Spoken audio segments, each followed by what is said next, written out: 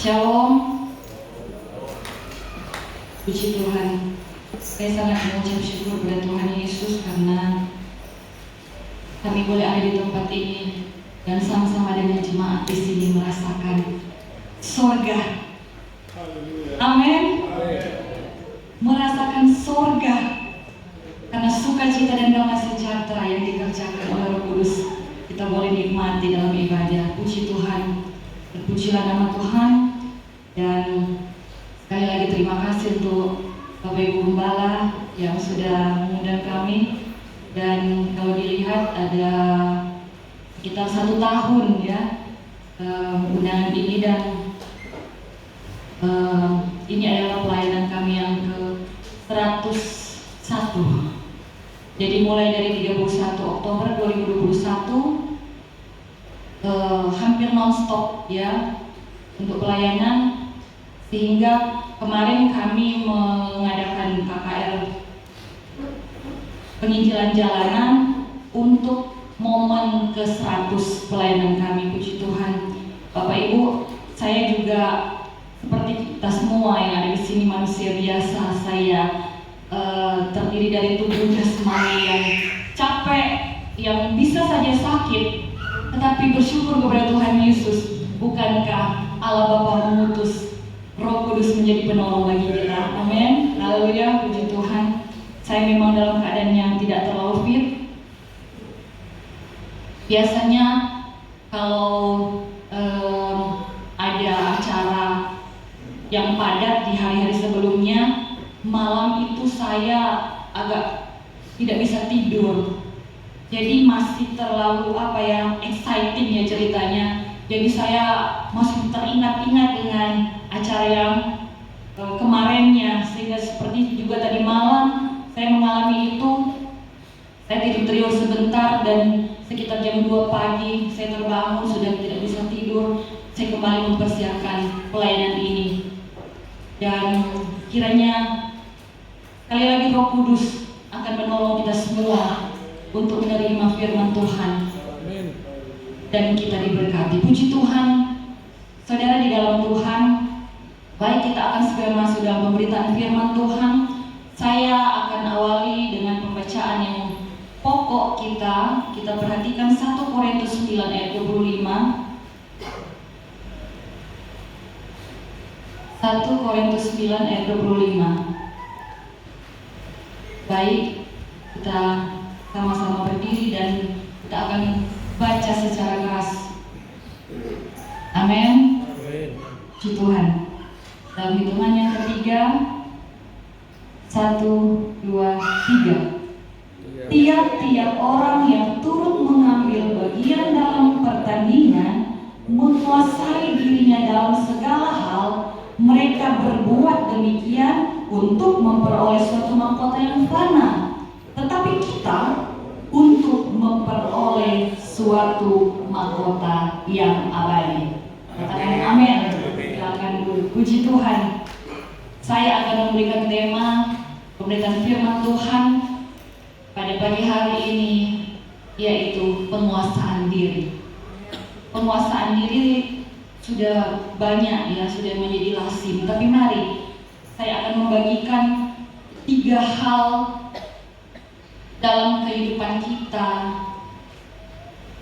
Bagian apa aja untuk kita menguasai diri kita.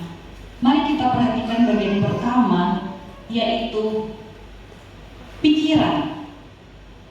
Roma 12 ayat 3, di sana firman Tuhan berkata, berdasarkan kasih karunia yang dianugerahkan kepadaku, aku berkata kepada setiap orang di antara kamu, janganlah kamu memikirkan hal-hal yang lebih tinggi dari apa yang patut kamu pikirkan, tetapi hendaklah kamu berpikir sedemikian rupa sehingga kamu menguasai diri menurut ukuran iman yang dikaruniakan Allah kepada kamu masing-masing.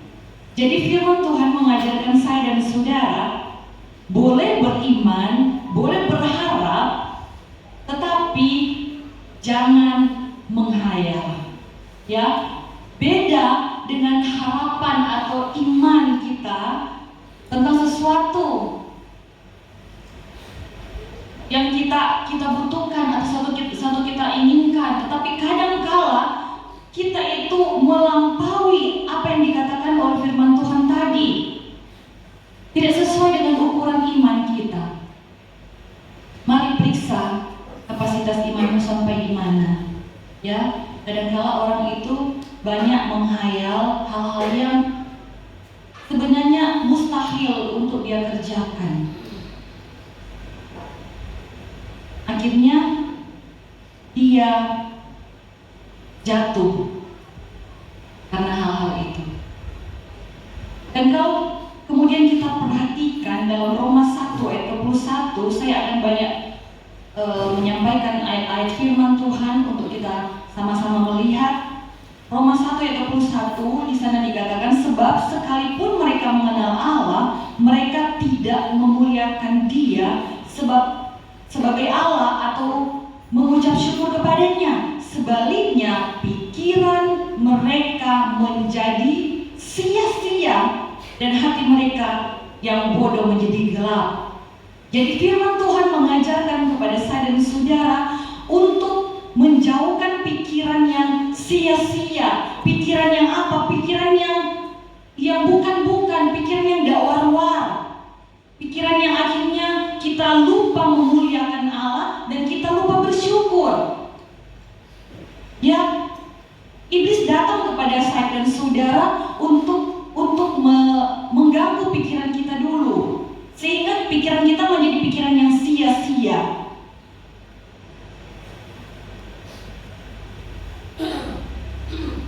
Tadi Bapak Ibu, sementara ibadah, awalnya saya begitu bersemangat, tapi kemudian saya katakan tadi karena saya capek, saya sempat ada duduk ya. Iblis mulai bicara bagi saya, saudara.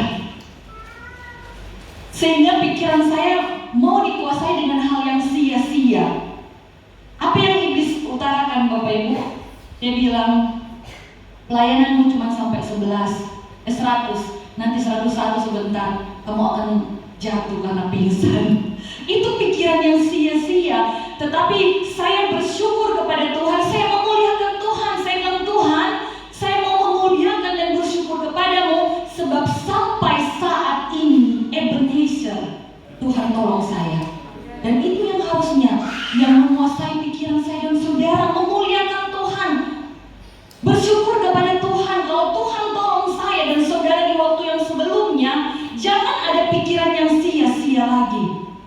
Percaya Tuhan menolong engkau. Dan juga kita harus pahami seperti kesaksian-kesaksian tadi, ada waktu Tuhan,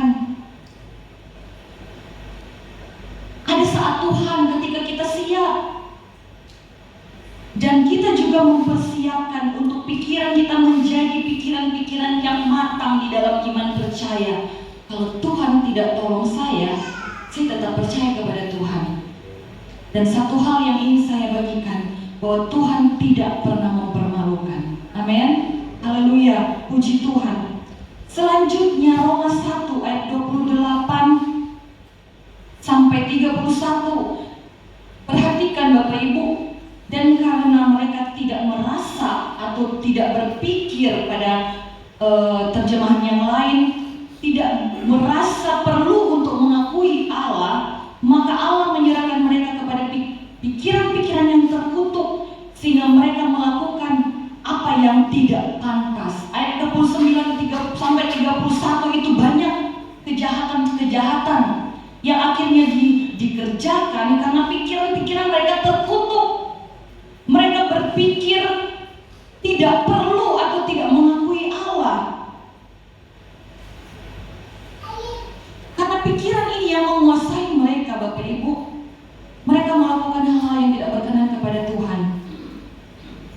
Tidak mengakui Allah, tidak mengakui ada sebuah kuasa selain daripada dirinya sendiri. Sehingga di situ ada pengumpat, membenci Allah, kurang ajar, congkak, dan lain-lain. Kita perhatikan, mungkin itu ada di dalam kehidupan saya dan saudara. Mari kita akuilah bahwa Allah itu ada, dan Allah akan berperkara dalam kehidupan saya dan saudara. kerjakan, apa yang kau lakukan itu harus engkau pertanggungjawabkan. Karena ada Allah yang berkuasa di dalam dunia ini. 2 Korintus 4 ayat 4. Orang-orang yang tidak percaya, yang pikirannya telah dibutakan oleh ilah zaman ini, sehingga mereka tidak melihat cahaya Injil tentang kemuliaan Kristus yang adalah gambaran Allah. Orang-orang yang dibutakan oleh ilah zaman ini. Mungkin ilah zaman kita itu mungkin hobi kita yang lebih banyak mengikat kepribadian saya dan saudara, mengambil banyak waktu kita dengan Tuhan, sehingga hobi itu menjadi ilah. Lebih banyak dengan hobi daripada kita berhubungan dengan Tuhan. Atau apa yang kita kerjakan, Bapak Ibu, sehingga semua itu akan membutakan kita. Kita tidak bisa melihat cahaya Injil, kita tidak bisa melihat kemuliaan Kristus. Untuk itu firman Tuhan mengajak saya dan saudara, Bapak Ibu, sebaliknya mari kita minta agar pikiran kita dicelikan, jangan buta. Perhatikan juga kehidupan kita secara rohani. Mungkin terlalu banyak kita urus untuk urusan-urusan pribadi kita. Pikiran-pikiran kita itu terfokus dengan urusan-urusan pribadi, kita melupakan kemuliaan Kristus. Atau Bapak Ibu, kita perhatikan pikiran kita juga menjadi tumpul seperti orang Israel di dalam 2 Korintus 3 ayat 14. Pikiran mereka telah menjadi tumpul, sebab sampai pada hari ini selubung itu masih tetap menyelubungi mereka. Sampai sekarang mereka mau menantikan Mesias, padahal Mesias sudah datang, Bapak Ibu. Ya, jadi mereka membaca perjanjian lama itu tanpa disingkapkan, karena hanya Kristus saja yang menyingkapkannya. Mereka tidak mengakui Mesias, mereka tidak mengakui Yesus sebagai Mesias, sehingga apa yang mereka harapkan pada hari-hari ini adalah Mesias itu datang. Akhirnya mereka tertutup menjadi tumpul. Dan saya dan saudara sebagai Israel rohani, mari kita minta Roh Kudus menajamkan pikiran kita. Amin. Haleluya. Kita peka dengan apa yang terjadi hari-hari ini, bahwa betul apa yang dikatakan firman Tuhan, juru selamat sudah ada. Bagaimana kita merespon kabar baik ini dengan menjaga pikiran saya dan saudara, sehingga kita atau pikiran kita jangan disesatkan. Di dalam 2 Korintus 11 ayat 3, tetapi aku takut kalau pikiran kamu disesatkan dari kesetiaan kamu yang sejati kepada Kristus, sama seperti Hawa diperdayakan oleh ular itu dengan kelicikannya. Nah, itulah makanya kita meminta Roh Kudus menuntun pikiran kita. Amin. Haleluya. Iblis itu seperti singa, kata Alkitab, yang mengaum-ngaum mencari mangsa yang dapat ditelan. Jadi yang tidak menjaga pikirannya itu yang menjadi mangsa. Karena kalau dapat ditelan berarti ada yang tidak dapat ditelan. Kita harus menjadi bagian orang yang tidak dapat ditelan. Dan secara manusia kita tidak bisa untuk mempertahankan pikiran kita sesuai dengan kehendak Allah. Kita butuh Roh Kudus yang menuntun saya dan saudara. Roh Kudus itu ada dalam hati kita. Roh Kudus itu sudah dicurahkan menjadi penolong bagi saya dan saudara. Ada istilah sekarang itu minta Roh Kudus. Tetapi saya yakin dan percaya Roh Kudus itu sudah ada dalam kehidupan saya dan saudara. Tetapi menjadi pertanyaannya sekarang, apakah kita membiarkan atau melibatkan Roh Kudus itu bekerja menuntun hidup kita,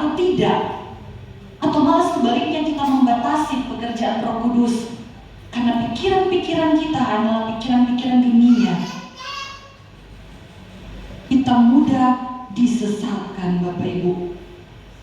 Minta selalu Roh Kudus bekerja tanpa batas dalam kehidupan saya dan saudara. Haleluya, puji Tuhan.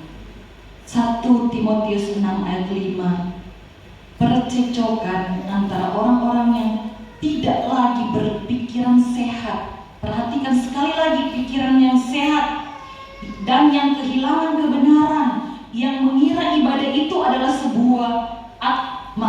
yang mengira ibadah itu adalah suatu sumber keuntungan. Yang dalam terjemahan versi mudah dibaca demikian, Bapak Ibu, mereka mempunyai pikiran yang kacau, yang kehilangan pengertian akan kebenaran. Mereka mengira bahwa melayani Allah merupakan suatu cara untuk menjadi kaya. Jadi ada dari mereka itu, Bapak Ibu, yang harusnya dijauhkan dari kehidupan saya dan saudara, bahwa kita melayani Tuhan hanya untuk mencari keuntungan. Kita beribadah kepada Tuhan hanya untuk transaksional dengan Tuhan. Saya mau melayani Tuhan, saya mau beribadah kepada Tuhan supaya saya diberkati. Tetapi harusnya seperti kita berpikir sebaliknya, bahwa kita sudah diberkati. Makanya kita wajib beribadah kepada Tuhan, wajib melayani Tuhan sebagai bentuk kita memuliakan Tuhan, sebagai bentuk kita bersyukur kepada Tuhan. Amin. Haleluya. Jangan transaksional dengan Tuhan. Kalau saya bawa perpuluhan supaya saya diberkati, tidak. Saya bawa perpuluhan karena saya sudah diberkati. Amin. Haleluya. Puji Tuhan. Soal janji-janji Tuhan digenapi dalam kehidupan saya dan saudara tidak terlalu dipikirkan harusnya. Tetapi yang kita harus percaya, kalau kita andalkan Tuhan, kita mencari Tuhan, semua itu barang tambahan. Amin. Semua itu mengikuti kita dari belakang. Barang tambahan, cari dahulu kerajaan Allah, semuanya akan ditambahkan kepadamu. Jadi pikiran-pikiran kita fokuskan untuk pikiran-pikiran kerajaan sorga. Amin. Haleluya. Puji Tuhan. Jangan berpikir yang kacau, Bapak Ibu. Harus pikiran yang sehat secara rohani. Amin. Puji Tuhan. Haleluya. Selalu tertuju pikiran kita kepada perkara sorga.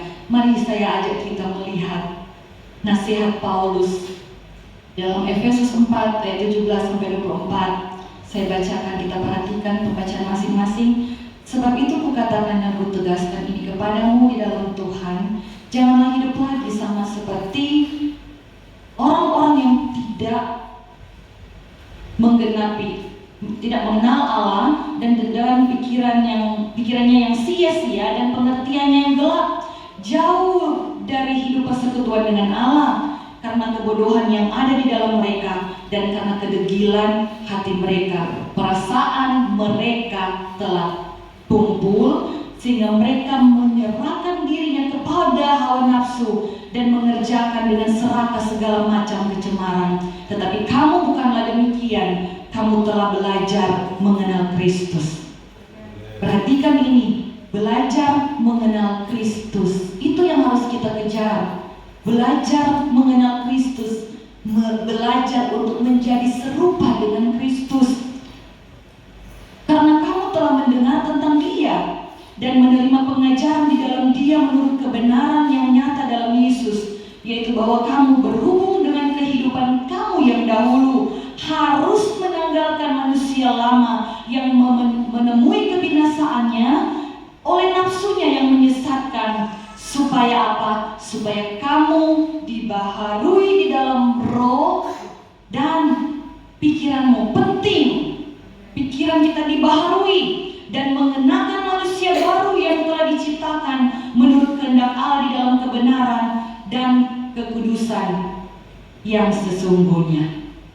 Jadi harus bagaimana, Bapak Ibu? Pikiran kita harus dibaharui.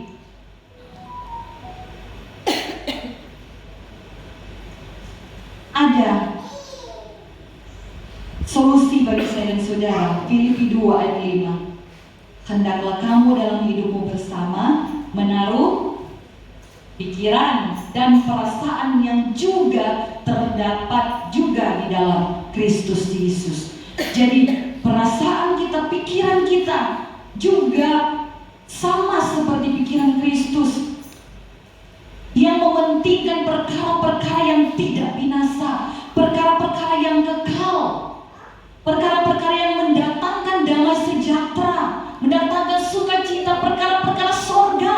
Ketika kita masih di dalam dunia ini, kita mencari perkara-perkara yang tidak binasa itu.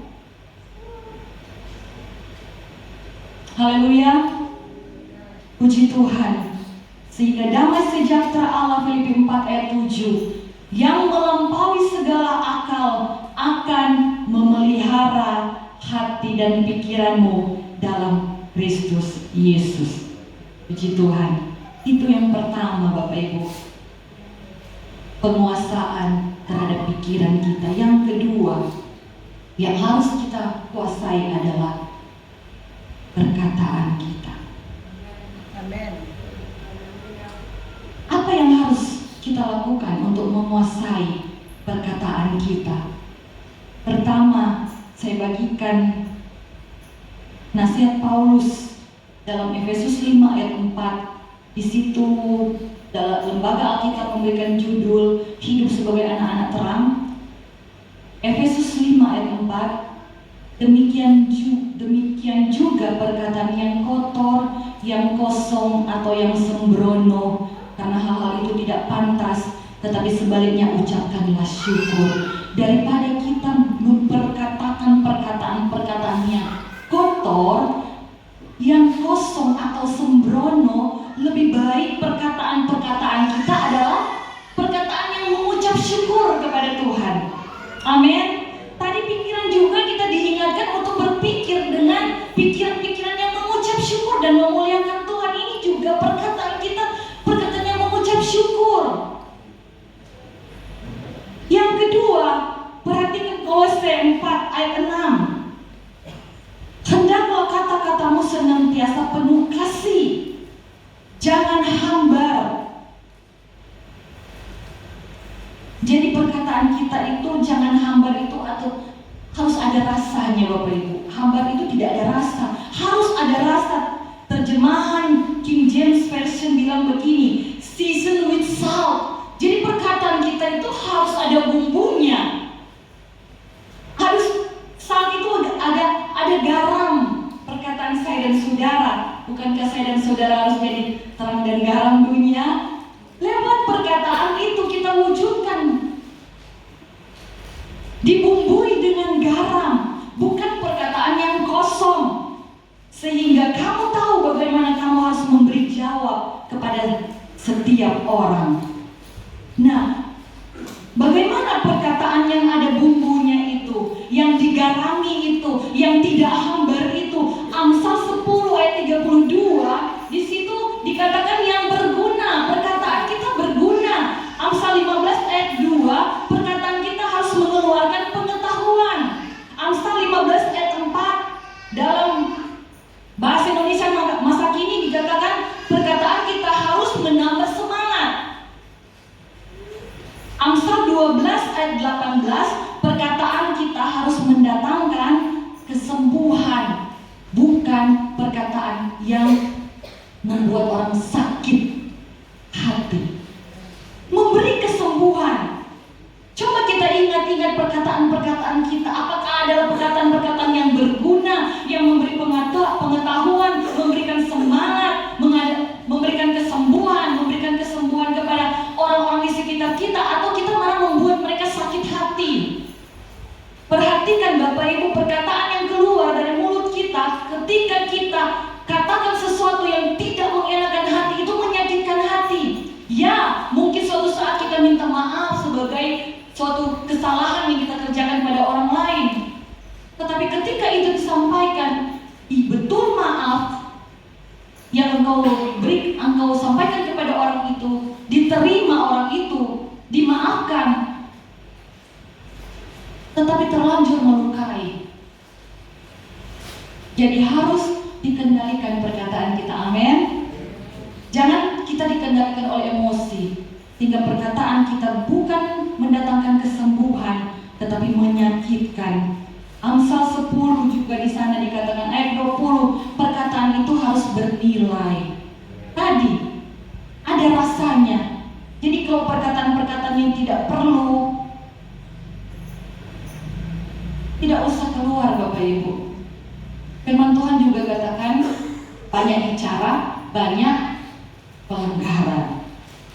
Jadi kita menguasai pikiran kita, menguasai kemudian perkataan kita.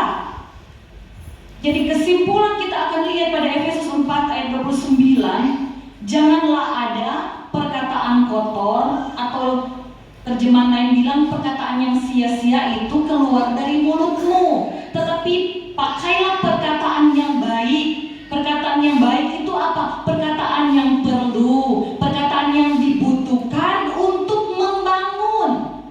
Di mana perlu supaya mereka, perhatikan, kalau kita bicara tentu ada objek yang akan mendengarkan pembicaraan kita. Di sana dikatakan di mana perlu supaya mereka yang mendengarnya beroleh kasih karunia, supaya mereka yang mendengar itu mendapat berkat, dikuatkan lewat perkataan saya dan saudara, perkataan yang mendatangkan berkat. Amin. Haleluya, puji Tuhan. Karena bukankah hidup dan mati itu, kata Amsal 18 ayat 21, dikuasai oleh lidah. Dikuasai oleh lidah. Dan siapa yang menggemakannya akan memakan buahnya. Dan terjemahan lain bahwa perkataan kita itu, lidah kita itu membawa hidup atau membawa kematian. Banyak yang gara-gara baku ambe, akhirnya ada pembunuhan. Mungkin jauh dalam pikiran kita, oh saya tidak seperti begitu. Tetapi kadang-kadang dalam perkataan kita membunuh perasaan orang lain. Jadi perhatikan untuk menguasai bagaimana perkataan kita keluar dari mulut kita. Yakobus 1 ayat 26, jikalau ada seorang menganggap dirinya beribadah tetapi tidak mengekang lidahnya, jemaat sini beribadah, haleluya. Jadi firman ini datang kepada siapa?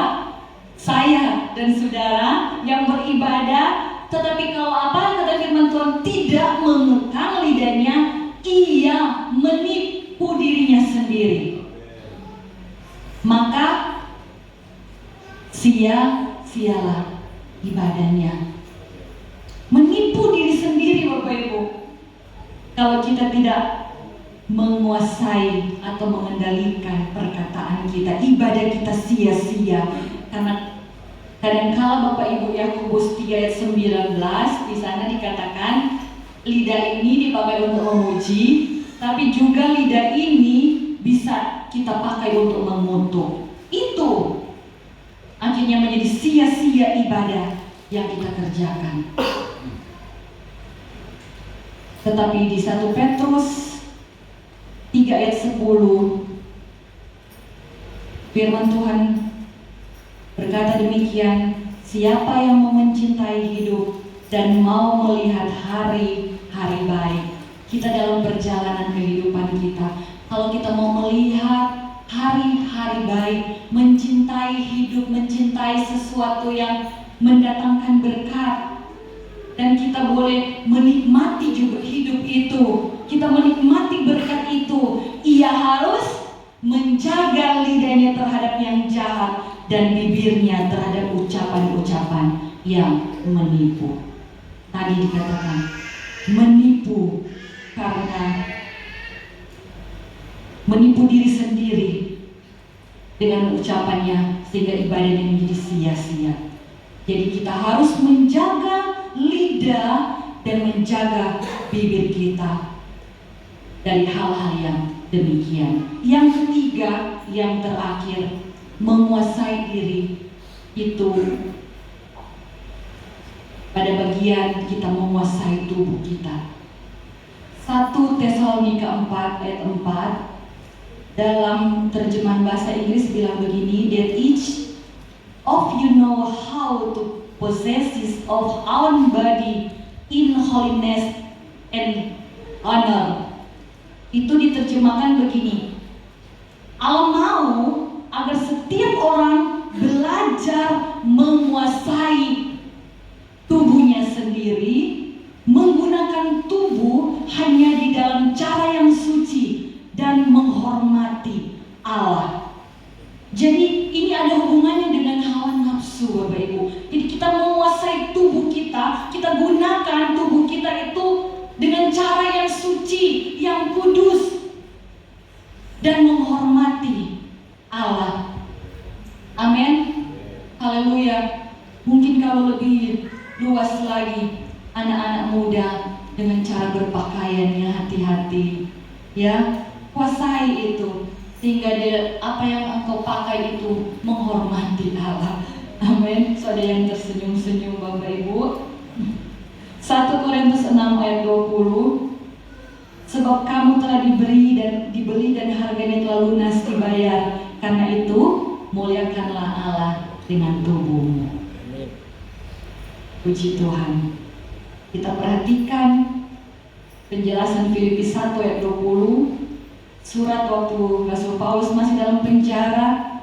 Di sana diingatkan, sebab yang sangat kurindukan dan kuharapkan ialah bahwa aku dalam segala hal tidak akan beroleh malu, melainkan seperti sedia kala demikian pun sekarang Kristus dengan nyata dimuliakan di dalam tubuhku, baik oleh hidupku maupun oleh matiku. Terjemahan versi muda dibaca bilang begini, tetapi harus membiarkan Tuhan memakai hidupku untuk lebih memuliakannya.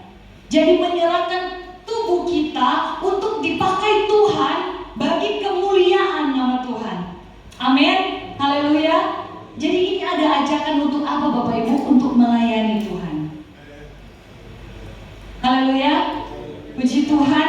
Lewat kehidupan saya dan saudara, harusnya nama Tuhan dipuji, dipermuliakan. Bahkan kata firman Tuhan tadi, Rasul Paulus bilang, bahkan sampai kita mati, Kristus dimuliakan karena kita sudah jadi berkat.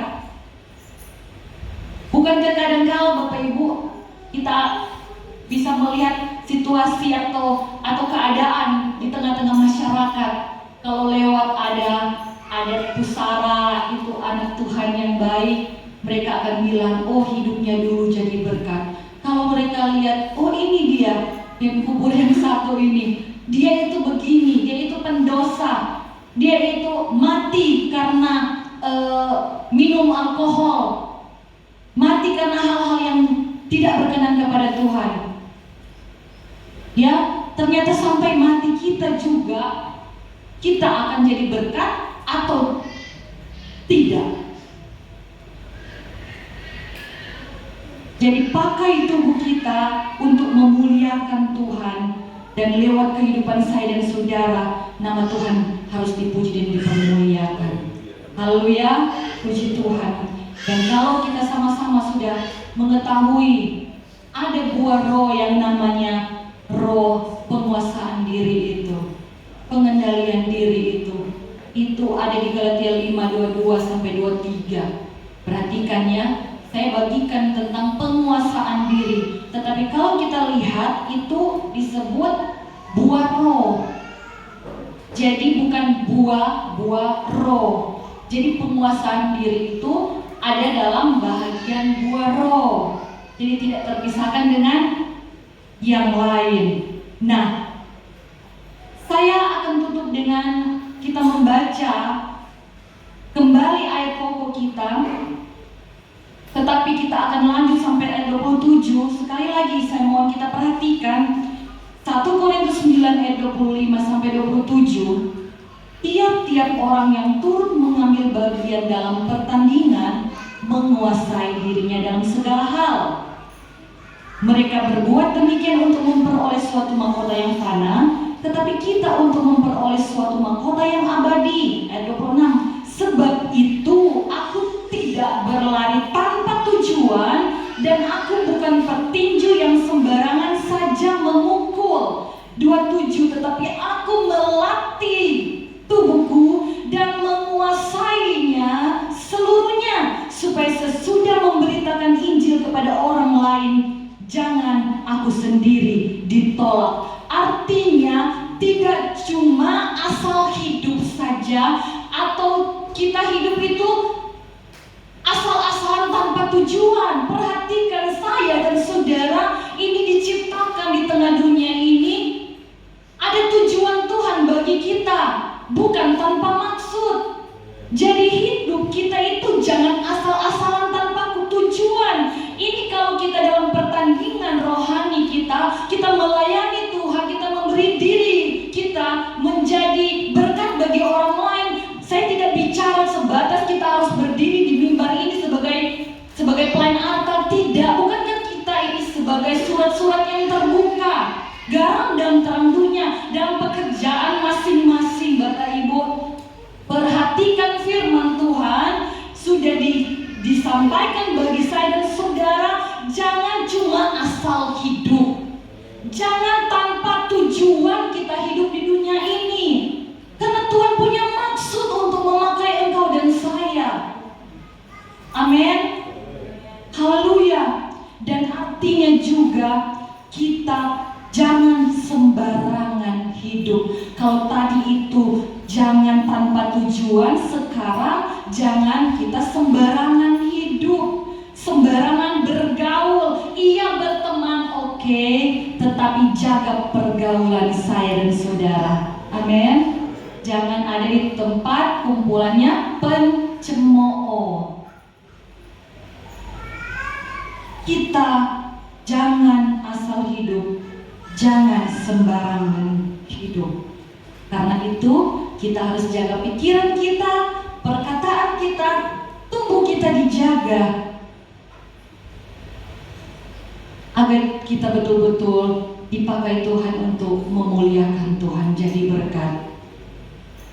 Karena Amsal 25 ayat 28, orang yang tidak dapat mengendalikan diri, orang yang tidak dapat menguasai diri, tidak ada penguasaan diri, itu seperti kota yang roboh temboknya. Artinya orang itu tidak menang, berarti sebaliknya orang itu kalah. Tetapi mari kita hidup dari kemenangan datang kepada kemenangan, karena kita menjaga kehidupan kita. Amin.